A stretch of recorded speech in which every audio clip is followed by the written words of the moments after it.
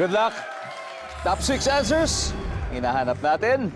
Magbigay ng sign na tapos na ang isang party o handaan. Go! Mami Grace. Nagliligpit na ng mga gamit. Nagliligpit. Nandiyan ba yan? Meron, pero...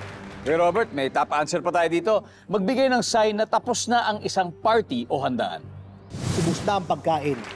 Yun, pwede. Diba, wala na daw pagkain. Nandiyan ba yan? Yun!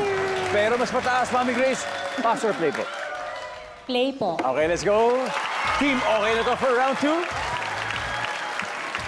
Daddy Gary, magbigay po ng sign na tapos na ang isang party o handaan. Nagbabalot na ng pagkain yung mga tao, nagsasarong. Naisasaro na nila. Nandiyan ba ang pagbabalot? Ayan na. Yuan, magbigay ng sign na isang party ay tapos na. Pag wala ng tao, Naman. Talaga yun, wala ng tao.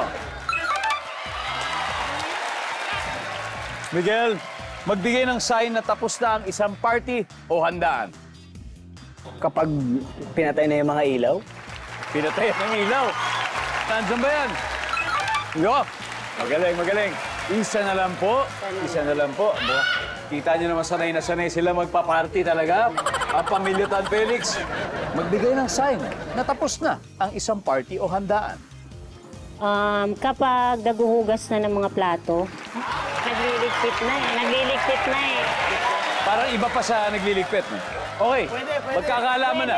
Pwede. Nandyan ba ang naguhugas ng plato? Wala. Don't worry. Meron pa kayong dalawang pagkakataon. Daddy Gary, magbigay ng sign na tapos na ang isang party o handaan. Pagkatahimik na. Tulog na yung mga tao. Nandyan ba? Services.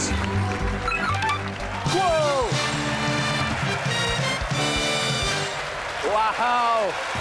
Grabe! Hindi pa tapos ang party para sa team. Okay na to. Dahil panalo na naman sila. Meron na silang 171 points.